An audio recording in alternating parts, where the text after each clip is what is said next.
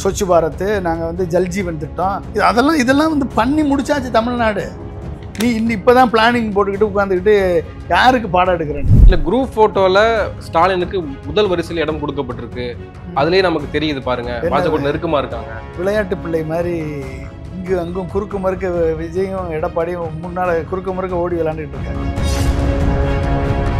நிதி ஆயோக் வந்து சீஃப் மினிஸ்டருடைய கருத்துக்களை கேட்டு, நிதி ஆயோக் மீட்டிங் நடந்துச்சுல, தமிழ்நாட்டில் நடந்துச்சுல, சீஃப் மினிஸ்டர் எல்லா கருத்துரையும் கொடுத்தாருல, இது எதையாவது ஒன்று அவங்க அடாப்ட் பண்ணியிருக்காங்களா? எல்லாமே நாம்கே வாஸ்தைக்கு நீங்கள் வந்து மீட்டிங் போடுவீங்க, சீஃப் மினிஸ்டரோட மீட்டிங் போடுவீங்க, ஆனால் எந்த கருத்தையும் ஏற்றுக்க மாட்டீங்க. உங்களுடைய செயல் திட்டம் பேப்பரில் இருக்குது, எங்கள் செயலில் இருக்குது. இல்லை எதுக்கு கூட்டம் போடுறீங்க? நீங்கள் அந்த எல்லாரையும் பார்த்து டீ சாப்பிட்டு கை எப்படி தட்டி கொடுக்குறதுக்கா? நான் தான் பிரைம் மினிஸ்டர், நான் தான் மகாராஜா. ஸ்மார்ட் சிட்டியெல்லாம் உருவாக்குனாங்களே, ஸ்மார்ட் சிட்டியெல்லாம் உருவாக்குனாங்க. எங்கே ஏதாவது ஒரு ஸ்மார்ட் சிட்டி காமிங்க, ஒரு ஸ்மார்ட் சிட்டி. யாரை ஏமாத்துறீங்க மிஸ்டர் மோடி? மிகப்பெரிய அளவுக்கு வெற்றி பெறதுக்கான வாய்ப்புகள் இருக்கு அதிமுக பாஜக கூட்டணிக்கு அப்படின்லாம் சொல்றாங்க. எதுல சாணக்கியால இதுக்கு டார்கெட் ஃபிக்ஸ் பண்ணியிருக்காரு அமித்ஷா. அப்போ சாணக்கியா ரிலீஸ் பண்ணோம், நாளைக்கு தினமலர் ஒரு ரிலீஸ் பண்ணோம்.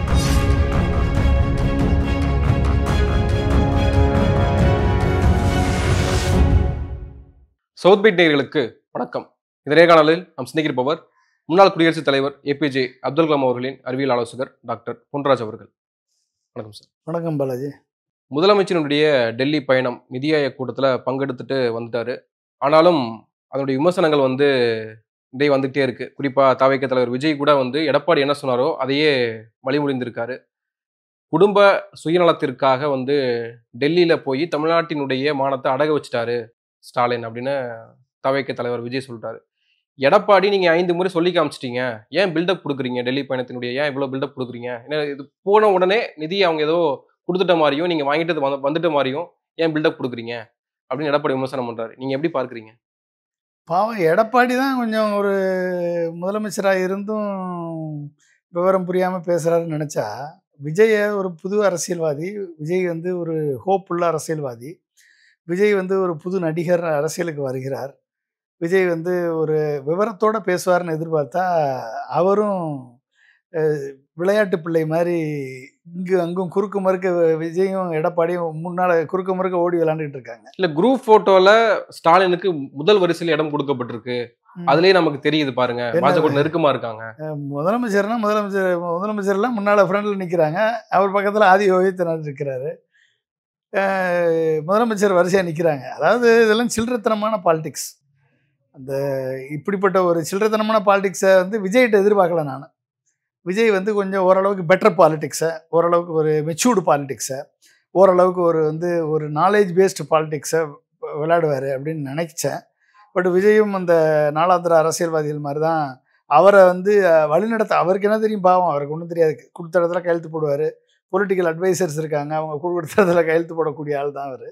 எனவே அவர்கிட்ட இதுக்கு மேலே ஒன்றும் எதிர்பார்ப்பதற்கு ஒன்றும் இல்லை என்பது இதுலேருந்து தெரியுது. அது நிதி ஆயோக்குனா என்ன, நிதி ஆயோக்கினுடைய சிக்னிஃபிகன்ஸ் என்ன, எப்படி இது உருவானது, பிளானிங் கமிஷன்னா என்ன, நிதி ஆயோக்னா என்ன, இன்றைக்கி அதனுடைய அதிகார வரம்பு என்ன, அதனுடைய எல்லை என்ன, அது எப்படி செயல்படுகிறது, இப்படி இதனுடைய ஆர்கனைசேஷன் ஸ்ட்ரக்சர் என்ன, அது என்ன ரெக்கமெண்டேஷன் கொடுக்குது, அது ஏற்றுக்கொள்ளப்படுமா ஏற்றுக்கொள்ளப்படாதா, இதை பற்றி எதுவுமே தெரியாத ஒரு நபராக விஜயை இன்றைக்கி அவருடைய பொலிட்டிக்கல் ஸ்ட்ராட்டஜிக் பொலிட்டிக்கல் அட்வைசர், வியூக வகுப்பாளர்கள் விஜயை இந்த அளவுக்கு சீப்பாக பாலிடிக்ஸ் பண்ணுற அளவுக்கு தரம் தாழ்த்தி விட்டார்கள் என்று பார்க்கும் பொழுது உண்மையிலே பாவம், Vijay is out of the race அப்படின்னு தான் சொல்ல முடியும். வேற என்ன பண்ண முடியும்? அரசியலில் அவர் விளையாட்டு பிள்ளை மாதிரி விளையாண்டுட்டு இருக்காரு, அவ்வளோதான். மற்றபடி is not a serious politician, is not a knowledge based politician, is not ஒரு அறிவார்ந்த பொலிட்டீஷியனாக இல்லை என்பது அவருடைய அறிக்கையில் விளங்குது. அவர் ஈவன் எடப்பாடி எதிர்கட்சி அரசியல் பண்ணுறாரு அப்படின்னா, இவர் அதை விட அரசியல் பண்ணுறாங்க அப்படின்னா, இவங்களுக்கு ஒட்டுமொத்தமாக இதனுடைய சிக்னிஃபிகன்ஸே என்னன்னு தெரியாமல் பேசிகிட்டு இருக்காங்க அப்படின்னு சொல்ல முடியும். இல்லை, கடந்த 3 வருடங்களாக நிதி ஆயோக் கூட்டத்தில் பங்கெடுக்காத முதல்வர் இப்போ மட்டும் ஏன் போய் பங்கெடுக்கிறாரு? இதனுடைய நோக்கம் என்ன அப்படின்ற ஒரு கேள்வி எழுப்பப்படுது. தனது எதிர்ப்பை வெளிப்பாட்டுப்படுத்தணும், அதனால அது ஒரு பல்லில்லாத அமைப்பு என்பதை காரணம் காட்டி அந்த எதிர்ப்பை வெளிப்படுத்துறதுக்காக தான் நிதி ஆயோக்கில் பங்கெடுக்கவில்லை முதலமைச்சர். பட் ஆனால் முதலமைச்சருடைய ரெப்ரசன்டேட்டிவ் போகிறாங்கல்ல, போகிறாங்க, அவங்க போய் முதலமைச்சருடைய அறிக்கையை வாசிக்கிறாங்க. முதலமைச்சர் தான் பங்கெடுக்கணும்னு அவசியம் கிடையாது. பிளானிங் நீங்கள் ஒன்று நல்லா தெரியணும். முதல்ல பிளானிங் கமிஷனா என்ன, நிதி ஆயோக்னா என்ன, ரெண்டும் தெரியணும். பிளானிங் கமிஷன் மேலே வைக்கப்பட்ட குற்றச்சாட்டு என்ன அப்படின்னா, கிட்டத்தட்ட 1950களிலிருந்து 2014 வரைக்கும் பிளானிங் கமிஷன் வாஸ் ஆக்டிவ். அந்த பிளானிங் கமிஷன் வந்து உருவாக்கப்பட்டது, ஜவஹர்லால் நேரு உருவாக்கினார் பிளானிங் கமிஷன். 5 ஆண்டு திட்டங்கள் பிளானிங் கமிஷன் தான் கொண்டு வந்தது. அந்த 5 ஆண்டு திட்டங்கள் மூலமாக தான் இந்தியாவுடைய ஒட்டுமொத்த கட்டமைப்பு உருவாக்கப்பட்டது. இரிகேஷன் கட்டமைப்பு, ரயில்வே கட்டமைப்பு, அடுத்து வந்து இன்ஸ்டிடியூஷனல் கட்டமைப்பு, அதாவது எஜுகேஷன் இன்ஸ்டிடியூஷன், ஐஐடிஸ், ஐஐஎம்ஸ், அடுத்து வந்து இந்தியன்ஸ் ஆஃப் சயின்ஸ், அப்புறம் மெடிக்கல் எய்ம்ஸ் லைக் எய்ம்ஸ், இந்த கட்டமைப்புகள் உருவாக்கப்பட்டது. இதற்கு அடுத்து வந்து scientific research, science and technological research, அந்த ரிசர்ச்சுக்கான கட்டமைப்பு, டிஃபென்ஸில் டிஆர்டிஓ உருவாக்கப்பட்டது, இஸ்ரோ இன்ஸ்கோபார் உருவாக்கப்பட்டு அப்புறம் இஸ்ரோவாக உருவாக்கப்பட்டது. அடுத்து வந்து டிபார்ட்மெண்ட் ஆஃப் அட்டாமிக் எனர்ஜி உருவாக்கப்பட்டது, சிஎஸ்ஐஆர் உருவாக்கப்பட்டது, council of scientific and industrial relations CSIR உருவாக்கப்பட்டது. இத்தனை சயின்ஸ் அண்ட் டெக்னாலஜி ரிசர்ச் கட்டமைப்பு இந்த 5 ஆண்டு திட்டங்களின் மூலமாக தான் உருவாக்கப்பட்டது. உருவாக்கியவர் ஜவஹர்லால் நேரு. இதற்கு அடுத்து வந்த ஆதார அமைப்பாக வந்தது இந்திரா காந்தி அவர்கள் வந்த பிறகு. அதுக்கப்புறம் இண்டஸ்ட்ரியல் கட்டமைப்பு, அதாவது Rourkela steel plant, Bokaro steel plant, SAIL steel plant, இந்த மாதிரி பல்வேறு ஸ்டீல் பிளான்ட் அக்ராஸ் இந்தியா உருவாக்கப்பட்டது. இதனால் இந்த 5 ஆண்டு திட்டங்களின் விளைவாகத்தான் பிளானிங் கமிஷன் கொடுத்த சஜஷன் படி தான் உருவாக்கப்பட்டது. புரிஞ்சுக்கிட்டீங்களா? அதுக்கப்புறம் இந்திரா காந்தி வந்த பிறகு ஃபர்ஸ்ட் கிரீன் ரெவல்யூஷன் உருவாக்கப்பட்டதும் இந்த 5 ஆண்டு திட்டங்களுடைய விளைவு தான். இரண்டாவது வந்தது ஆப்ரேஷன் ஃப்ளட்டு, அதாவது வெண்மை புரட்சி வர்கீஸ் குரியன் அவரும் உருவாக்கப்பட்டது இந்திரா காந்தியினுடைய காலத்தில் தான். இந்த 5 ஆண்டு திட்டங்களின் இந்த பிளானிங் கமிஷனுடைய சஜஷன் பேரில் தான் உருவாக்கப்பட்டது.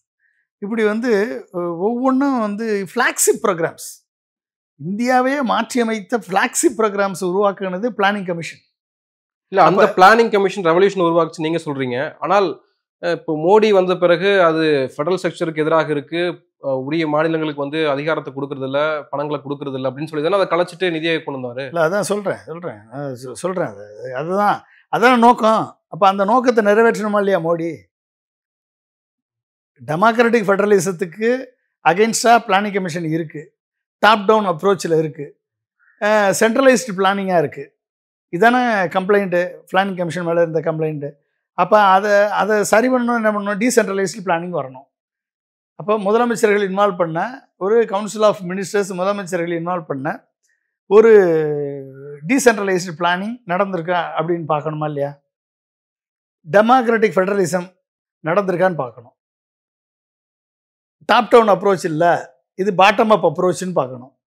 அப்போ மாற்றி இது என்ன நோக்கத்திற்காக உருவாக்கப்பட்டதோ, என்ன நோக்கத்தை இப்போ நார்மலாக நீங்கள் பார்த்தீங்கன்னா மோடி ஒரு நோக்கத்தை சொன்னார்னா அந்த நோக்கத்துக்கு தலைகீழாக தான் அவர் செயல்பாடு இருக்கும். அதுதான் அவருடைய செயல்பாடு. இது வரைக்கும் நம்ம பார்த்துருக்கோம். அவர் ஒரு நோக்கத்தை சொல்கிறாருன்னு வச்சுக்கோங்க, ஆனால் செயல்பாடு பார்த்தீங்கன்னா தலைகீழாக இருக்கும்.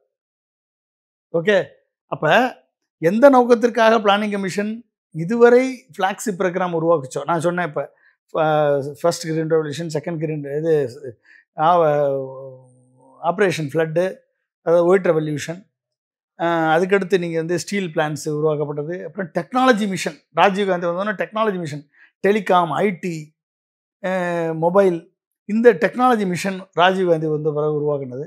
இந்திரா காந்தி காலத்தில் இருக்கும்போது ஐஜிடிஎம்பி, integrated guided missile development programme, Abdul Kalam தலைமையில் மிகப்பெரிய டீம் உருவாகி ஏர் டிஃபென்ஸ், இந்தியாவுடைய ஏர் டிஃபென்ஸ் சிஸ்டத்தை உருவாக்குனது. இதெல்லாம் பிளானிங் கமிஷனுடைய ஆலோசனையின் பேரில் உருவாக்கப்பட்டது. அப்போ ஒட்டுமொத்த இந்தியாவுடைய air defence system, missile system, atomic energy system, அடுத்து நியூக்ளியர் வெப்பன் டெஸ்ட்டு, இத்தனையும் எதனால் உருவாக்கப்பட்டது? அந்த ஆலோசனையின் பேரில் உருவாக்கப்பட்டது. ஒவ்வொரு சீஃப் பிரைம் மினிஸ்டருக்கும் பங்கு உண்டு. ஜவஹர்லால் நேரு தொடங்கி இந்திரா காந்தி, ராஜீவ் காந்தி, நரசிம்மராவ், அடுத்து வாஜ்பாய், மன்மோகன் சிங் வரைக்கும் இத்தனை சீஃப் மினிஸ்டர், பிரைம் மினிஸ்டர்ஸ் வந்து இதுக்கு பங்காற்றியிருக்கிறார்கள். அவருக்கு பின்னால் மிகப்பெரிய பிளானிங் கமிஷன் டீம் ஒர்க் பண்ணியிருக்கு. ஓகே, ஒரு இந்தியா லெவலில் இன்ஸ்டிடியூஷனல் பிளானிங் இவங்க பண்ணியிருக்காங்க. இந்தியா லெவலில் ஃப்ளாக்ஷிப் ப்ரோக்ராம் அனௌன்ஸ் பண்ணியிருக்காங்க. அதுலேருந்து வந்தது தான் வந்து சர்வ சிக்ஷா அபியான். இன்னைக்கு சமக்கர சிக்ஷா அபியான் பேரை மாற்றிருக்காருல, சமஸ்கிருத பேரை வச்சிருக்காருல, சர்வ சிக்ஷா அபியான் உருவாக்குனது மன்மோகன் சிங் கவர்மெண்ட்டு. அதுக்கு அடுத்து வந்த பாரத் நிர்மான் ப்ரோக்ராம்னு ஒன்று ஆரம்பித்தாங்க மன்மோகன் சிங் கவர்மெண்ட்டு. அதுக்கடுத்து வந்து எமன்ரேகா, இது மன்மோகன் சிங் கவர்மெண்ட் உருவாகினது தான். 100 நாள் வேலைவாய்ப்பு திட்டம், எமன்ரேகா திட்டம். அப்புறம் இன்டகிரேட்டட் சைல்டு டெவலப்மெண்ட் ப்ரோக்ராம்னு சொல்லி ஒட்டுமொத்த சைல்டுடைய ஹெல்த்தை டெவலப் பண்ணுறதுக்கான ப்ரோக்ராம். இப்படி வந்து நீங்கள் பார்த்தீங்க அப்படின்னா வந்து எண்ணிலடங்காத ஃப்ளாக்ஷிப் ப்ரோக்ராம்ஸ் நீங்கள் நேம் சொல்லலாம். அது இந்தியாவுடைய வளர்ச்சிக்கு, ஒட்டுமொத்த மாநிலங்களின் வளர்ச்சிக்கு உறுதுணையாக இருந்திருக்கிறதே ஒழிய மாநிலங்களை அழித்து அந்த திட்டங்கள் வளரல. மாநிலங்களுக்கு வந்து நிதி இதுக்காக தரமாட்டோம், நீ பிஎம்ஸ்ரீன்றது ஒரு தனி சென்ட்ரல் ஸ்பான்சர்ட் ஸ்கீம். ஓகே, சர்வ சிக்ஷா அபியான் வந்து ஆல்ரெடி இருக்கக்கூடிய சென்ட்ரலி ஸ்பான்சர்ட் ஸ்கீம். பிஎம்ஸ்ரீ திட்டத்தை வந்து நேஷனல் எஜுகேஷன் பாலிசியை நீ அக்செப்ட் பண்ணி பிஎம்ஸ்ரீ பள்ளிகளை ஏற்றுக்கொண்டால் மட்டும்தான் நாங்கள் வந்து சர்வ சிக்ஷா அபியானுக்கு நிதி கொடுப்போம் என்பது மிகப்பெரிய அயோக்கியத்தனம், மிகப்பெரிய ஒரு அக்கிரமம். அதை செய்கிறது இந்த மத்திய அரசு. திட்டம் உருவாக்கப்படுறதே அதை இம்ப்ளிமெண்ட் பண்றதுக்கு தான். ஆனா நான் இம்ப்ளிமெண்ட் பண்ண மாட்டேன், காசு மட்டும் கொடுனா எப்படி கொடுக்க முடியும்? நீ என்ன திட்டத்தை உருவாக்குறியோ அந்த திட்டம் எங்களுக்கு தேவையில்லைன்னா தேவையில்லை. நீ என்ன இந்தியா முழுக்க வந்து இருக்கக்கூடிய நம்ம தமிழ்நாட்டில் மட்டும் கிட்டத்தட்ட 58,000 பள்ளிகள் இருக்கு, 28,000 எய்டட் ஸ்கூல் இருக்கு. நீ கொடுக்கறது நான் 250 ஸ்கூலுக்கு கொடுக்குற, 250 ஸ்கூலுக்கு கொடுக்குற 1.8 கோடி நிதியை நீ கொடுத்து நீ புதிய கல்விக் கொள்கையை திணிக்கணும்னு பார்க்குற. ஏன் 58,000 ஸ்கூலுக்கு யார் கொடுப்பா அப்புறம் அந்த பணம்? 58,000 ஸ்கூலுக்கும் 28,000 ப்ரைவேட் ஸ்கூலுக்கும் சேர்த்து இத்தனை பிள்ளைங்க படிக்கக்கூடிய 60 லட்சம் பிள்ளைங்க படிக்கக்கூடிய இந்த பள்ளிக்கான சர்வ சிக்ஷா அபியான் திட்டத்தை எப்படி நிறுத்த முடியும்? அது ஜென்ரல் ஸ்கீம்.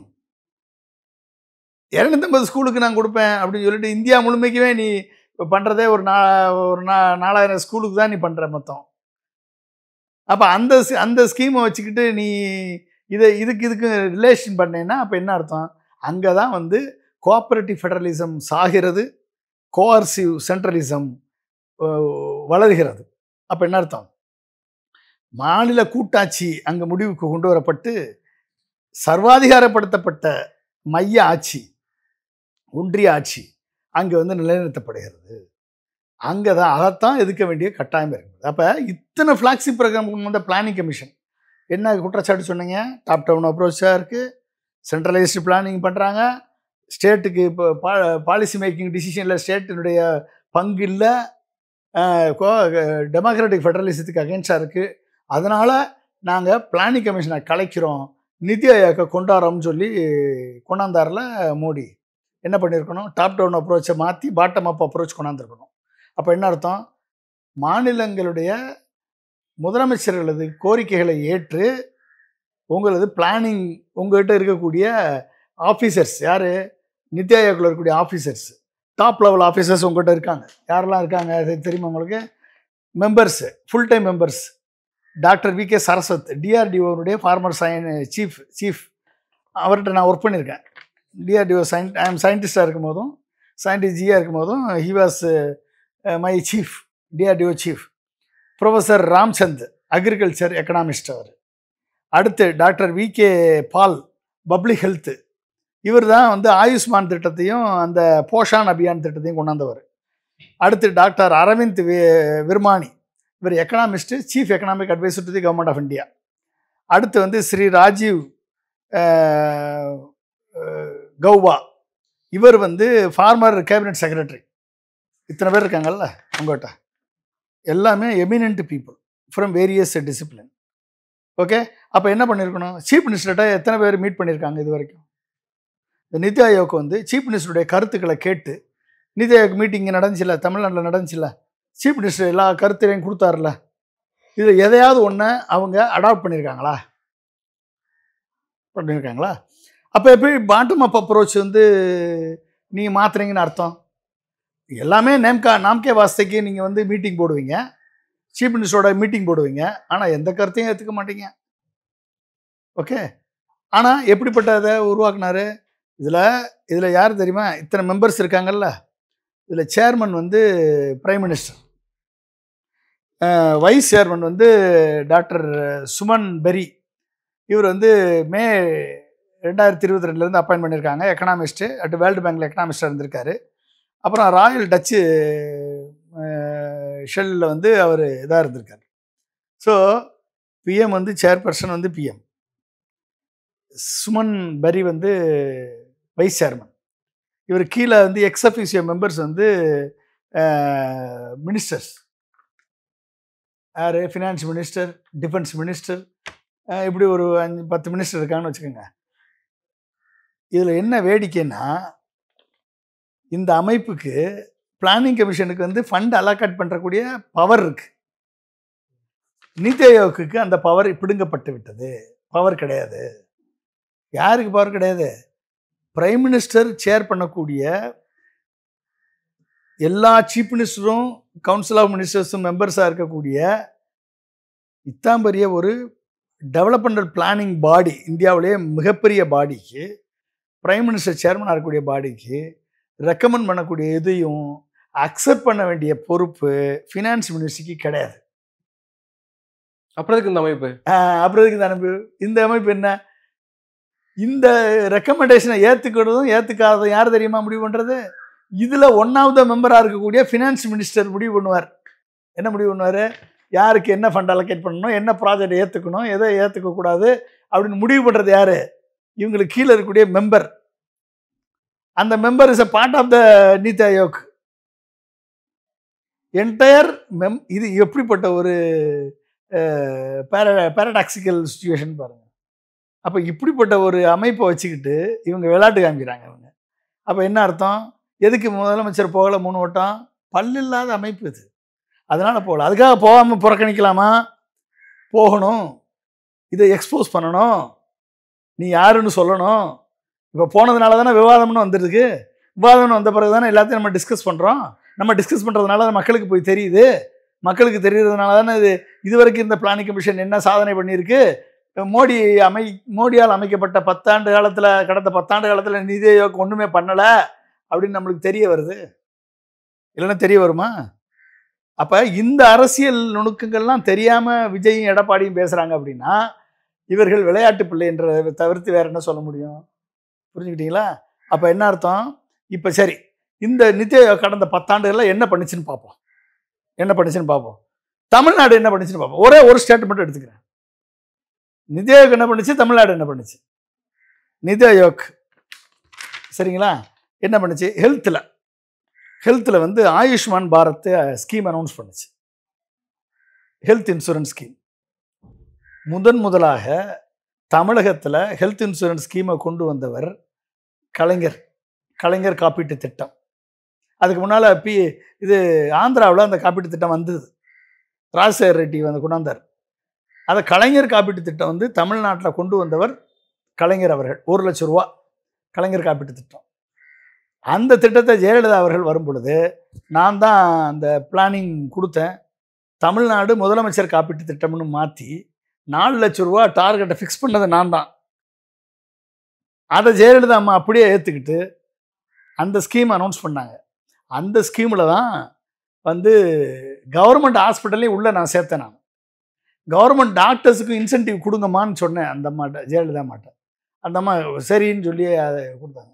ஏன் கொடுக்கணும்னு கேட்டாங்க. கவர்மெண்ட் டாக்டர்ஸ்க்கு இன்சென்டிவ் கொடுங்க. இந்த ஸ்கீமில் கவர்மெண்ட் இன்ஃப்ராஸ்ட்ரக்சர், கவர்மெண்ட்டுடைய ஹாஸ்பிட்டல் இன்ஃப்ராஸ்ட்ரக்சர், அதனால் இதிலேருந்து வரக்கூடிய இன்ஃப்ராஸ்ட்ரக்சர் டெவலப் ஆகும் என்று சொல்லி டயாலிசிஸ் உட்பட pre diagnostic charges, post operative charges, எத்தனையோ நோய்களுக்கு சேர்க்காமல் இருந்தது எல்லாத்தையும் உள்ளே சேர்த்து இந்த ஸ்கீமை கன்சீவ் பண்ணி கொடுத்தது நான் தான் அம்மாட்ட.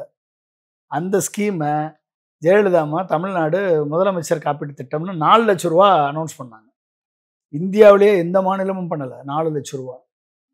எப்போ? 2011 அனௌன்ஸ் பண்ணாங்க. முதலாக பண்ணது கலைஞர் காப்பீட்டு திட்டம் 1 லட்சம் ரூபா. 2வது பண்ணது ஜெயலலிதா ஹெல்த் தமிழ்நாடு இன்சூரன்ஸ் திட்டம். அந்த திட்டத்தை காப்பி அடித்தவர் தான் மோடி. இந்த ஆயுஷ்மான் பாரத் 5 லட்சம், 1 லட்சத்தை கூட்டி 5 லட்சம்னு சொன்னார். புரிஞ்சுக்கிட்டீங்களா? சரி, ஓகே. அதாவது நல்ல திட்டத்தை காப்பி அடிக்கிறீங்க, அதை பாரவே இருக்கிறோம். ஓகே, இது ஒரு ஸ்கீம். இது தமிழ்நாடு பண்ணதை நீங்கள் பண்ணியிருக்கீங்க, காப்பி அடிச்சிருக்கீங்க. அடுத்து போஷான் அபியான், அடுத்து ஒரு திட்டம். இது 2யும் தான் அந்த பால்ன்றவர் சொன்னார். சரியா? இது ஹெல்த்தில். அடுத்து எக்கனாமிக் அண்ட் இண்டஸ்ட்ரியல் பாலிசி, இந்த 2வது சப்ஜெக்ட். இதில் மேக் இன் இந்தியா திட்டம், கிரீன் எனர்ஜி திட்டம். ஓகே, இந்த 2 கிரீன் எனர்ஜி, சோலார் எனர்ஜியில் வந்து நம்ம வெளிநாட்டிலேருந்து சோலார் செல்ஸை இம்போர்ட் பண்ணி, சைனாவிலேருந்து இம்போர்ட் பண்ணி வருஷத்துக்கு 2 லட்சம் கோடிக்கு இம்போர்ட் பண்ணுறோம். இம்போர்ட் பண்ணி சோலார் எனர்ஜி டார்கெட்டை வந்து இந்தியா அச்சீவ் பண்ணிருச்சு. 20,000 மெகாவாட் பண்ணணும், இன்றைக்கி 40,000 மெகாவாட் பண்ணியிருக்கோம். அதை வந்து பாராட்டலாம். ஆனால் அப்துல் கலாம் கனவுன்றது எனர்ஜி இண்டிபெண்டன்ஸ் பை 2030, 2030 எரிசக்தி சுதந்திரத்தை பெற்ற நாடாக இந்தியா மாறணும். அப்படின்னா என்ன அர்த்தம்? இந்தியாவே சோலார் செல்ஸ் உற்பத்தி பண்ணணும், இந்தியாவே நியூக்ளியர் எனர்ஜி உற்பத்தி பண்ணணும், இந்தியாவே பயோஃபியல் எனர்ஜி உற்பத்தி பண்ணணும், இந்தியாவே ஹைட்ரஜன் எனர்ஜி உற்பத்தி பண்ணணும், இந்தியாவே ஆல்டர்னேட்டிவ் எனர்ஜி உற்பத்தி பண்ணணும். இதுக்குரிய ஆராய்ச்சி திட்டங்களுக்கு நிதி ஒதுக்கீடு செய்யணும். அதுக்கு ஜிடிபியில் 3% அலாட் பண்ணணும்னு சொல்லி அப்துல் கலாம் 10 வருடமாக போராடினார். அதுக்கு இதுவரைக்கும் நிதி ஒதுக்காத பிரதமர் வெளிநாட்டிலேருந்து இம்போர்ட் பண்ணுறது ஈஸி இவருக்கு, மோடிக்கு. அவர் இம்போர்ட் பண்ணார். இந்தியா, அப்துல் கலாம் சொன்னதுபடி இந்தியாவே பண்ணியிருந்தா லட்சக்கணக்கான இன்ஜினியர்ஸுக்கு வேலை வாய்ப்பு கிடைச்சிருக்கும். லட்சக்கணக்கான ஆர்ட்ஸ் அண்ட் சயின்ஸ் படித்தவங்களுக்கு அதை இம்ப்ளிமெண்டேஷன் பண்ணக்கூடிய வாய்ப்பு கிடைச்சிருக்கும். ஆயிரக்கணக்கான என்ற தொழில் முனைவோர்களுக்கு இந்த டெக்னாலஜியை கொண்டு போய் மக்கள்கிட்ட சேர்ப்பதற்கு வாய்ப்பு கிடைச்சிருக்கும். இந்த எல்லா வாய்ப்பையும் சைனா கம்பெனிகிட்ட கொடுத்துட்டு சைனாட்டிருந்து டைரெக்டாக இம்போர்ட் பண்ணவர் தான் மோடி. மேக் இன் இந்தியா எங்கே இருக்குது? எங்கே இருக்குது மேக் இன் இந்தியா? ஹைட்ரஜன் எனர்ஜிக்கு ரிசர்ச் பண்ண வேண்டிய பண்ணியிருந்தா சிக்ரியே வந்து லித்தியம் அயான் செல்ஸை உற்பத்தி பண்ணுறதுக்கு முயற்சி எடுத்தாங்க, நல்ல முயற்சி எடுத்து பண்ணாங்க. அது கமர்ஷியலைசேஷனுக்கு வருதானா வர முடியல, ஏன்னா no support from the government. அப்போ ஹைட்ரஜன் எனர்ஜிக்கு இன்றைக்கி வந்து ஒட்டுமொத்த உலகமும் ஹைட்ரஜன் எனர்ஜி பக்கம் திரும்பி நிற்குது. ஒட்டுமொத்த உலகமும் அப்துல் கலாம் வந்து எனர்ஜி இண்டிபெண்டன்ஸ் பாலிசியில் இந்தியாவுக்கு பயோஃபியல், அதாவது ஜெட்ரோபா மூலமாக பயோஃபியல், ஜெட்ரோபா இல்லைன்னா கரும்புலேருந்து மொலாசஸ், கரும்புலேருந்து வரக்கூடிய இது எத்தனால், இது 2, அப்புறம் வந்து இந்த 2 இதையும் இந்தியாவில் பண்ணோம்னா 60 million tons of biofuel per year கொண்டாட முடியும். எவ்வளவு? 60 million tons of biofuel per year India உற்பத்தி பண்ண முடியும் என்ற இலக்கை கொடுத்தவர் அப்துல் கலாம். எனர்ஜி இண்டிபெண்டன்ஸ் 2030 நான் தான் கூட ஒர்க் பண்ணி அந்த பாலிசியை கவர்மெண்ட்டுக்கு சப்மிட் பண்ணோம். 60 மில்லியன் டன்ஸ் ஆஃப் பயோஃபியல் உற்பத்தி பண்ண முடியும். இன்னைக்கு 6000 மில்லியன் லிட்டர்ஸ் தான் பயோஃபியல் இந்தியா உற்பத்தி பண்ணது. அப்போ என்ன அர்த்தம்? 6 டன்ஸ் தான் உற்பத்தி பண்ணுது. 60 மில்லியன் எங்கே இருக்குது? 6 டன்ஸ் எங்கே இருக்குது? அப்போ இத்தனை வாய்ப்புகளையும் உருவாக்க தவறியவர் மோடி. அப்போ நீங்கள் நிதி ஆயோக்கில் பண்ணியிருக்கணுமா இல்லையா? இதெல்லாம் நிதி ஆயோக் இந்த விஷனை கொடுத்துருக்காருல அப்துல் கலாமு. நிதி ஆயோக் சிந்திச்சிச்சா? எனர்ஜி கிரீன் எனர்ஜின்னு டைட்டில் போட்டால் போதுமா? மேக் இன் இந்தியான்னு டைட்டில் போட்டால் போதுமா? சரி, மேக் இன் இந்தியாவில் என்ன பண்ணியிருக்கீங்க? மேக் இன் இந்தியா, நாங்கள் மேக் இன் இந்தியா வச்சு தான் இந்தோ பாகிஸ்தான் ஆப்ரேஷன் சிந்தூரை வெற்றி விட்டுறோம். என்ன சொல்லுவீங்க? மேக் இன் இந்தியா மூலமாக ரஃபேல் வாங்கினீங்க. மேக் இன் இந்தியாவில் ஏதாவது ஒரு பார்ட்ஸ் உற்பத்தி பண்ணீங்களா? இது வரைக்கும் பண்ணியிருக்கீங்களா? ஏன்னா அது உங்களோட அக்ரிமெண்ட்லேயே கிடையாது. 3 மடங்கு விலை கொடுத்த ரஃபேல் விமானத்தை வாங்கி, பிரான்ஸ்லேருந்து வாங்கி, அந்த விமானத்தை வந்து சைனாவுடைய செங்துய ஃப்ளைட்டுக்கு இழந்தது தான் மிச்சம். புரிஞ்சுக்கிட்டீங்களா? அந்த 56,000 கோடி, 36 ஏர்கிராஃப்ட், 56,000 கோடி, 56,000 கோடி கொடுத்து வாங்கினதில் 30% to 50% ஆஃப்ஷெட்டு. அதாவது வெளிநாட்டில் நம்ம ஆயுதங்கள் வாங்கினாலோ, விமானங்கள் வாங்கினாலோ, மிலிட்ரி சம்மந்தப்பட்ட டிஃபென்ஸ் பர்ச்சேஸ் பண்ணாலோ அதில் 30% வந்து இந்திய கம்பெனிகளுக்கு ஆஃப்செட் பண்ணணும். அப்படிப்பட்ட கம்பெனியை எந்தவித அனுபவமும் இல்லாத ரிலையன்ஸ் அனில் அம்பானியை வச்சு ரஃபேல் ரிலையன்ஸ் டிஃபென்ஸ் லிமிடெட்னு ஒரு கம்பெனியை உருவாக்கி அந்த கம்பெனி இந்தியா கம்பெனின்னு சொல்லி அதுக்கு ஆப்செட் பண்ணுறேன்னு சொல்லி கிட்டத்தட்ட 17,000 கோடியிலேருந்து 30,000 கோடி வரைக்கும் ஆப்செட் பண்ணுறீங்க. அப்படின்னு என்ன அர்த்தம்? 56,000 கோடியில் வருமானம் 30,000 கோடி. அந்த 30,000 கோடி போகிறது ரிலையன்ஸுக்கு. அந்த ரிலையன்ஸ்லேருந்து உனக்கு எவ்வளோ போச்சுன்னு கணக்கு கொள்ள முடியுமா? நீ வந்து ஊழலை பற்றி பேசலாமா மோடி? ஊழலை பற்றி பேசுறதுக்கு உனக்கு அருகதை இருக்கா? சரி, நீங்க பல குற்றச்சாட்டுகளை முன்வைக்கிறீங்க. இல்லை இருங்க இருங்க, இது வந்து செகண்ட் பாலிசி தான் வந்திருக்கேன் நான். வெயிட், எல்லாம் புரியணும்ல. இரண்டாவது, மூணாவது எடுத்துக்கோங்க. அடுத்து வந்து அர்பன் டெவலப்மெண்ட். நான் ஒரு 4 பாயிண்ட் மட்டும் எடுத்துறேன். அர்பன் டெவலப்மெண்ட்டில் வந்து அஃபோர்டபுள் ஹவுசிங். இதில் வந்து ஸ்லம் ரீஹபிலிட்டேஷன் அத்தாரிட்டின்னு ஒன்று இருக்குது, SRA, ஸ்லம் ரீஹபிலிட்டேஷன் அத்தாரிட்டி. இந்த அத்தாரிட்டி ஒரு டார்கெட்டை ஃபிக்ஸ் பண்ணியிருக்கு. எவ்வளோ தெரியுமா? 35 லட்சம் வீடுகள் கட்டி கொடுப்போன்னு மோடி ஃபிக்ஸ் பண்ணியிருக்காரு. இதில் நிதி ஆயோக் ஃபிக்ஸ் பண்ணியிருக்கு. ஓகே, இது வரைக்கும் எவ்வளோ முடிச்சிருக்காங்க தெரியுமா? 2014 இல்லை, 1997 2025 வரைக்குமே 2,70,000 வீடு தான் கட்டியிருக்காங்க. எவ்வளவு? 2,70,000 வீடு தான் கட்டியிருக்காங்க. ஜெயலலிதா கவர்மெண்ட்டு பசுமை வீட்டு திட்டம்னு போட்டு 6 லட்சம் வீடுகள் கட்டி கொடுத்துருக்காங்க தமிழ்நாட்டில் மட்டும்.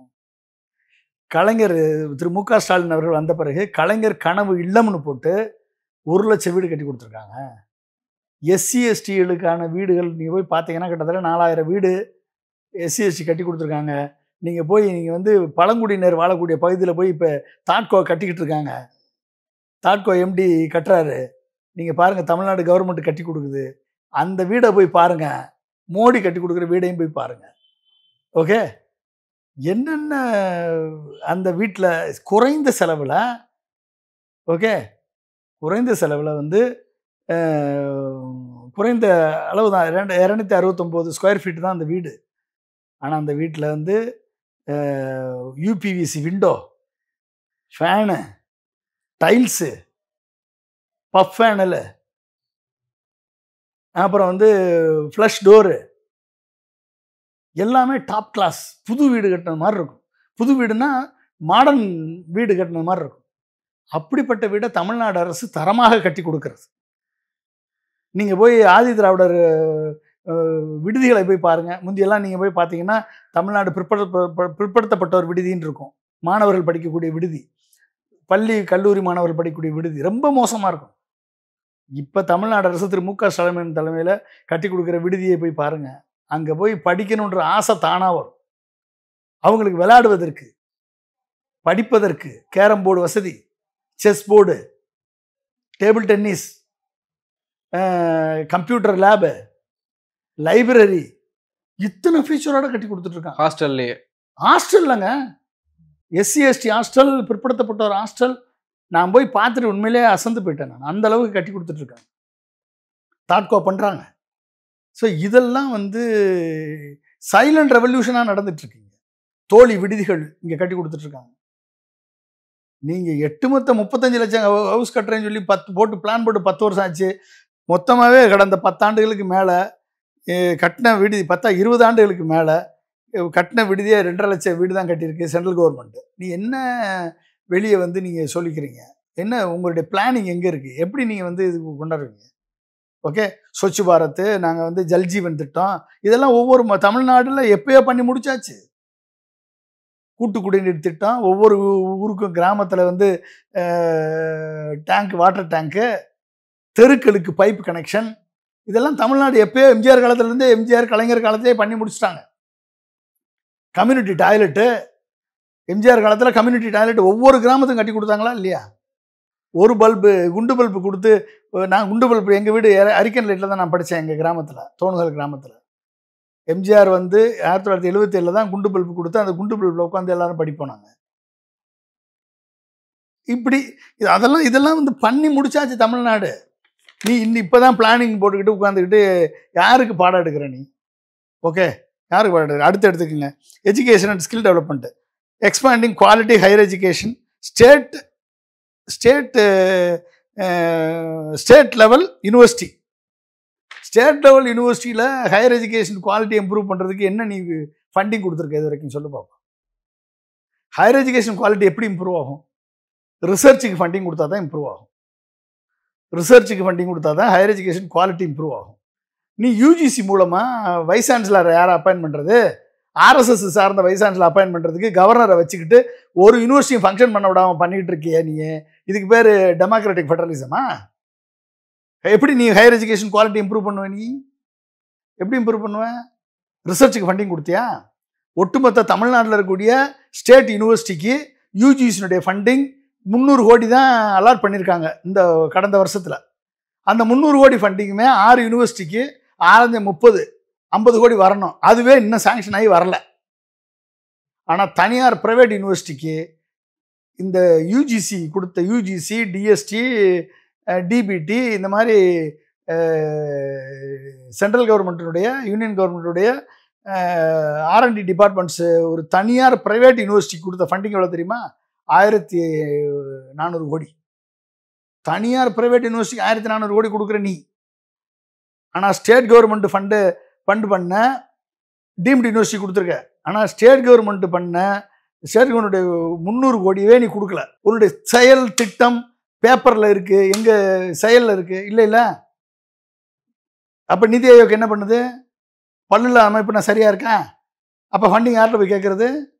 எதுக்கு கூட்டம் போடுறீங்க நீங்கள்? கலைச்சிட்டு போயிட வேண்டியது தானே நிதி ஆயோக்கு? கலைச்சிட்டு போக வேண்டியது தானே? எதுக்கே நிதி ஆயோக்கு வந்து எல்லாரையும் பார்த்து டீ சாப்பிட்டு கையை எப்படி தட்டி கொடுக்குறதுக்கா? நான் தான் பிரைம் மினிஸ்டர், நான் தான் மகாராஜா, மற்றவங்களாம் வந்து ஏவலாளிகள் நீங்கள் சொல்கிறதுக்கா? அடுத்து அக்ரிகல்ச்சர் அண்டு ரூரல் டெவலப்மெண்ட் அடுத்த ஹெட்டிங் என்ன சொன்னார்? நிதி ஆயோக் என்ன டார்கெட் செட் பண்ணிச்சு? விவசாயிகளுடைய வருமானத்தை 2 மடங்காக்குவோம், ஃபார் டபுளிங் ஃபார்மர்ஸ் இன்கம். ஆகியிருக்கீங்களா? எந்த விவசாயி கேளுங்க. தஞ்சாவூரில் இருக்கக்கூடிய விவசாயி, ஏதாவது ஒரு விவசாயிக்கு டபுளிங் ஃபார்மர், தஞ்சாவூர் இருக்க விவசாயிக்கு ஃபார்மர் இன்கம் டபுள் ஆகலைன்னா ராமநாதபுரத்தில் இருக்க விவசாயிக்கு எப்படி டபுள் ஆகும்? தூத்துக்குடியில் இருக்க விவசாயிக்கு எப்படி டபுள் ஆகும்? எப்படி விழுப்புரத்தில் இருக்க விவசாயிக்கு டபுள் ஆகும் ஃபார்மர்ஸ் இன்கம்? சொல்லுங்கள், எங்கே டபுள் ஆச்சு? அதுக்கு என்ன நடவடிக்கை எடுத்திருக்கீங்க? அதை கார்பரேட் பண்ணுறதுக்கு தான் ஃபார்முலா 2020 கொண்டாந்தீங்க. அதுக்கு எடப்பாடி சப்போர்ட் பண்ணார். இதனால் என்ன விவசாயிக்கு பிரச்சனை வரும்னு கேட்டார். எங்கே சொல்லுங்கள். வந்த பிரச்சனைலாம் சால்வ் பண்ணிட்டாரா எடப்பாடி? டபுள் பண்ணிட்டாரா? அவர் கூட 4.5 வருஷம் ஆட்சி அமைச்சு பிஜேபியோட இருந்து? சொல்லுங்கள். அடுத்து என்னது? ஆஸ்பிரேஷனல் டிஸ்ட்ரிக்ட்னு ஒரு 112 டிஸ்ட்ரிக்ட் ஐடென்டிஃபை பண்ணாங்க. எங்கே இருக்கக்கூடிய ஒட்டுமொத்த 700 டிஸ்ட்ரிக்டில் 12 டிஸ்ட்ரிக்ட் ஆஸ்பிரேஷனல் டிஸ்ட்ரிக்ட் ஐடென்டிஃபை பண்ணீங்கல்ல. ஸ்மார்ட் சிட்டியெல்லாம் உருவாக்குனாங்கல்ல. ஸ்மார்ட் சிட்டியெல்லாம் உருவாக்குனாங்க. எங்கே ஏதாவது ஒரு ஸ்மார்ட் சிட்டி காமிங்க. ஒரு ஸ்மார்ட் சிட்டி ஒரு ஸ்மார்ட் சிட்டி காமிங்க. ஸ்மார்ட் தெருவை காமிப்பீங்க. சென்னை எடுத்துக்கிட்டா பாண்டி பஜார் ஒரு பஜார் இதுக்கு பேர் ஸ்மார்ட் சிட்டியா? சென்னை ஸ்மார்ட் சிட்டி ஆயிடுச்சா? கோயம்புத்தூர் ஸ்மார்ட் சிட்டி ஆயிடுச்சா? மதுரை ஸ்மார்ட் சிட்டி ஆயிடுச்சா? சொல்லுங்கள். என்ன sir smart city? Urban development மினிஸ்டராக வெங்கைய நாயுடு இருக்கும்போதும் கலாம் சாரும் நானும் தான் போய் ஒரு இன்டர்நேஷ்னல் கான்ஃபரன்ஸ், அர்பன் டெவலப்மெண்ட் கான்ஃபரன்ஸில் பேசுகிறாரு அப்துல் கலாம். எப்போ? 2014 சொன்னார். அர்பன் டெவலப்மெண்ட் கான்ஃபரன்ஸில் உங்களுடைய அப்ரோச்சே தப்பு. எப்போ? ஆட்சியினுடைய அப்ரோச்சே தப்பு. ஸ்மார்ட் சிட்டி 100 ஸ்மார்ட் சிட்டி உருவாக்கணும்னு போட்ட திட்டம் லைம்லைட்டுக்கே வராது. இன்றைக்கி அந்த கான்ஃபரன்ஸ் ஸ்பீச் என்கிட்ட இருக்குது, நான் காமிக்கவா? நான் தான் எழுதுனேன் ஸ்பீச்சை அப்துல் கலாம் சாரோட உட்காந்து. கேப் ஃபண்டிங் மெத்தடில் போகிறீங்க, இது டேக் கேஃபே ஆகாது, ஸ்மார்ட் சிட்டி வராது. 2014 அப்துல் கலாம் சொன்னது 2025 வரைக்கும் ஒரு ஸ்மார்ட் சிட்டி கூட கிடையாது. வந்துச்சா? சொல்லுங்கள். எங்கே வந்துச்சு அர்பன் டெவலப்மெண்ட்டில்? சொல்லுங்கள். ஆஸ்பிரேஷனல் டிஸ்ட்ரிக்ட் 12 டிஸ்ட்ரிக்ட் 112 டிஸ்ட்ரிக்ட்லையாவது 112 ஸ்மார்ட் சிட்டியாவது வந்திருக்கணுமா இல்லையா? சரி, 112 விட்டுருங்க, 10% 10 ஸ்மார்ட் சிட்டியை கொண்டாந்துருக்கணுமா இல்லையா? பார்க் உருவாக்குறது, ரோடு போடுறது, இதுதான் ஸ்மார்ட் சிட்டியா? அதுக்கு பேர் ஸ்மார்ட் சிட்டியா? யாரை ஏமாத்துறீங்க மிஸ்டர் மோடி? 2003 அப்துல் கலாமும் நானும் சவுத் கொரியாவுக்கு போனோம். சவுத் கொரியாவுக்கு விசிட் போகும்போதும் சவுத் கொரியா கவர்மெண்ட்டு ஒரு ஸ்மார்ட் சிட்டிக்கு எங்களை கூட்டு போய் காமிச்சான். அத்தனையுமே ஃப்ரம் த என்ட்ரி, அந்த ஸ்மார்ட் சிட்டிக்குள்ள என்ட்ரியிலிருந்து, ரோடுலேருந்து, ஆக்சசிபிலிட்டியிலேருந்து, பில்டிங்ஸ் உள்ளே போகிறதுலேருந்து, கனெக்டிவிட்டியிலேருந்து அத்தனையுமே ஸ்மார்ட். யாரும் ஆப்ரேட் பண்ணுறதுக்கு ஆள் கிடையாது, எல்லாமே ஆட்டோமேட்டிக். எல்லாமே intelligent system, smart IoT, internet of things implementation. எப்போ டாய்லெட் முத கொண்டுங்க, டாய்லெட்டில் போனீங்கன்னா அது குளிர் பிரதேசம், அது சவுத் கொரியா. டாய்லெட்டில் போனால் ஹீட்டாக இருக்கும். டாய்லெட்லேயே 10 பின் இருக்கும் அதில். எப்போ 2003, இன்னைக்கு எங்கே இருக்கும் 2025. 2003 காமிச்சாங்க சவுத் கொரியாவில் ஸ்மார்ட் சிட்டினா என்னன்னு.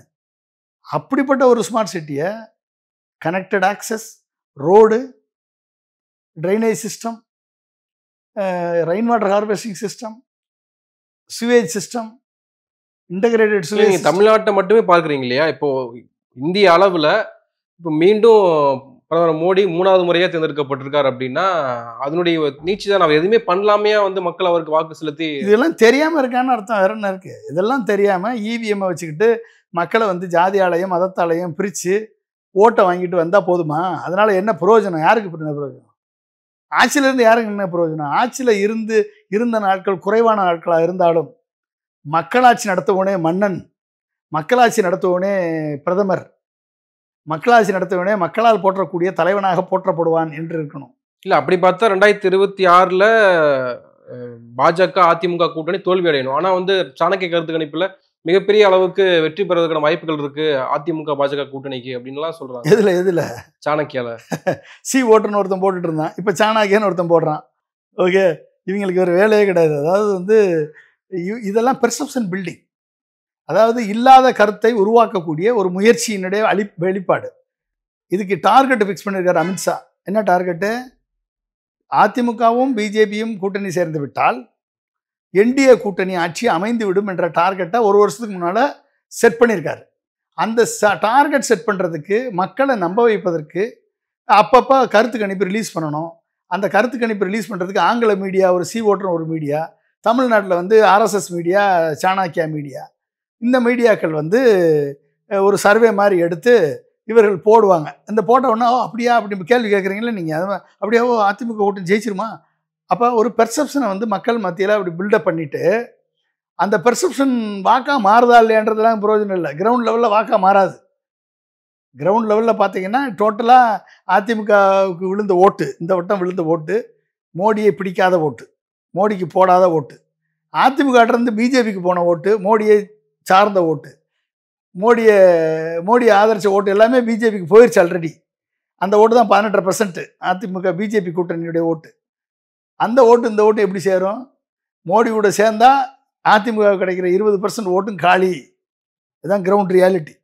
ஆனால் இவங்க சேரும்னு இவங்க கணக்கு சொல்கிறாங்க. ஏன்னா 2+3 = 5ன்னு இவங்க சொல்கிறாங்க. 2+3 = 1 அப்படின்றது ரிசல்ட் வரும். ஆனால் அதை வரவிடக்கூடாது. 2+3 = 5ன்னு தான் காமிக்கணும். அப்போ பெர்செப்ஷனை பில்டு பண்ணுங்க.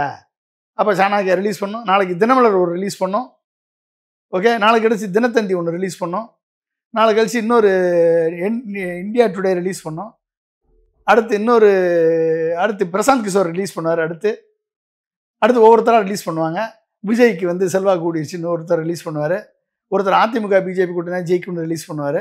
அப்போ மக்கள் இப்போ பரவாயில்லையா, அப்போ திமுக போயிருமான்ற ஒரு நம்பிக்கையை பில்டப் பண்ணி இவிஎம்ஐ மேனிப்புலேட் பண்ணுவாங்க. இவிஎம் மேனிப்புலேட் பண்ணி திமுகவை 90 இடங்களுக்கு கீழே கொண்டு வந்துட்டு அதிமுகவுக்கு 60 இடமும் பிஜேபிக்கு கிட்டத்தட்ட ஒரு 40 இடமும் விஜய்க்கு ஒரு 30-20 இடமும் கொண்டாந்தா கூட்டணி ஆட்சியை கொண்டு வந்து விஜயை முதலமைச்சர் ஆக்கிடுவோம், எடப்பாடியை காலி பண்ணிட்டு விஜயை முதலமைச்சர் ஆக்கிடுவோம்னு விஜயை ஆக்கிடுவாங்க. இல்லைன்னா விஜயை பப்பட்டா வச்சுக்கிட்டு எடப்பாடியை முதலமைச்சர் ஆக்கணும்னு ஆக்குவாங்க. இல்லையா 2 பேர் வேணாம், அண்ணாமலை முதலமைச்சர் ஆக்கணும், அண்ணாமலை முதலமைச்சர் ஆகணும். அப்போ எப்படியோ வந்து பிஜேபி ஆட்சி வருவதற்கு அமித்ஷா செட் பண்ணப்பட்ட இந்த லோட், உள்துறை பகல்காமில் ஒழுங்காக உளவுத்துறை வேலையை ஒழுங்காக பார்க்காத அமித்ஷா தமிழ்நாட்டில் எப்படி கூட்டணி ஒழுங்காக அமைக்கணும்னு, நார்த் ஈஸ்டில் எப்படி ஆட்சிகளை கவிக்கணும், மணிப்பூரில் எப்படி கலவரத்தை உருவாக்கணும், இதெல்லாம் திறம்பட செஞ்சுக்கிட்டு இருக்கார். அந்த திட்டத்தின் வெளிப்பாடு தான் சாணக்கியா மாதிரி இந்த மாதிரி ஒரு போலி ஊடகங்களது செயல்பாடுகளை ஒழிய வேற ஒன்றும் கிடையாது. நீங்கள் வந்து ஐஏஎஸ் மாணவர்களுக்கெல்லாம் வகுப்பு எடுக்கக்கூடிய அந்த உங்களுக்கு சான்சஸ் இருக்கும், நீங்கள் எடுத்திருப்பீங்க. ஆனால் இந்த குடிமைப்பணி யூபிஎஸ்சி தேர்வில் வந்து பெரியார் பெயருக்கு பின்னால் சாதி பெயர் போடப்பட்டிருக்கு. குறிப்பாக வந்து சாதி ஒழிப்பை முன்னிறுத்திய ஒரு தலைவருடைய பெயருக்கு பின்னால் சாதி பெயரை போடுறது அப்படின்றது அந்த அணுகுமுறை நம்ம எப்படி எடுத்துக்கிறது? இது வந்து calculative decimation of ideologies and culture. இது வந்து பிஜேபியினுடைய அஜெண்டா, ஆர்எஸ்எஸ்னுடைய அஜெண்டா. அந்த அஜெண்டா படி யாரெல்லாம் எதற்காக போராடினார்களோ அதற்கு எதிராக அவர்களை முன்னிறுத்துவது தான் அவங்களுடைய கோரிக்கை. அவர்கள் வந்து பெரியாரை வந்து ஈவேரா என்று தான் சொல்வார்கள். ஈவேரா என்று சொன்னாலே அது சங்கி கூட்டம் என்று நம்ம புரிந்து கொள்ள வேண்டும். ஜாதி பெயரை ஒழித்தவர் பெரியார் தமிழகத்தில். ஜாதி பெயரை பின்னால் போட்டால் அவனை துச்சமாக பார்க்கக்கூடிய நாடு தமிழ்நாடு. ஆனால் ஜாதி பெயரை மட்டுமே வைத்து அதை பெருமையாக போற்றக்கூடிய நாடு வடநாடு. எனவே வந்து இப்படி ஜாதி பெயரை பெருமையாக வைப்பதில், பிறப்பை பெருமையாக கொள்வதில் எவன் ஒருவன் முன்னால் நிற்கிறானோ, ஜாதியை எவன் ஒருவன் பெருமையாக சொல்லிக் கொள்கிறானோ அவன் வந்து ஒரு அற்ப பிறவி என்று தான் நான் கணிக்கிறேன். ஜாதியை வைத்து ஒரு நபரை தனிமைப்படுத்துவதோ, ஜாதியை வைத்து ஒரு நபர் உயர்ந்தவன் தாழ்ந்தவன் என்று வித்தியாசப்படுத்துவதோ இதெல்லாம் வந்து ஒரு மனித குலத்திற்கு எதிரான ஒரு செயல். பாட புத்தகத்துல இருந்தாவே நம்ம கேள்வி எழுப்புவோம். ஆனா ஐஏஎஸ் தேர்வு வரைக்குமே கொண்டு வந்து விட்டுருக்காங்க. அதான் மைண்ட் செட் பண்ணணும். ஐஏஎஸ் படிக்கிறவங்க தானே அடுத்த ஆட்சியாளர்களாக வர்றாங்க. அப்போ அவங்க மனதில் வந்து ஆட்சியாளர்களை கையில் பிடிச்சிக்கிட்டா, ஐஏஎஸ் ஐபிஎஸ் அதிகாரிகளை கையில் பிடிச்சிக்கிட்டா, இப்போ ஆர்என் ரவி ஐபிஎஸ் ஆஃபீஸர் தானே என்ன ஆட்டம் ஆடுறாரு, கவர்னராக வந்து என்ன ஆட்டம் ஆடுறாரு. எத்தனை ஐஏஎஸ் அதிகாரிகள், சங்கியான ஐஏஎஸ் அதிகாரிகள் இன்றைக்கு வந்து இந்த ஆர்எஸ்எஸ்னுடைய ஐடியாலஜிக்கு ஒர்க் பண்ணுறாங்க. அப்போ இப்படிப்பட்ட ஒரு கருத்தை திணித்தால்தான், மேல்மட்டத்தில் திணித்தால்தான் அது வந்து கீழே வரைக்கும் பரவும் என்பதற்கான இந்த ஐடியாலஜிக்கல் வார்ஃபேர் தான் இது. அப்போ அந்த ஐடியாலஜிக்கல் வார்ஃபேரை செய்யக்கூடியவர்களாக, அதுவும் அசிங்கமான வார்ஃபேரை செய்யக்கூடியவர்களாக, ஒரு தரந்தாழ்ந்த நபர்களாக இவர்கள் இருக்கிறார்கள் என்பது மட்டும்தான் உண்மை. நன்றி சார். நன்றி. தேங்க்யூ. மிக்க நன்றி. தேங்க்யூ.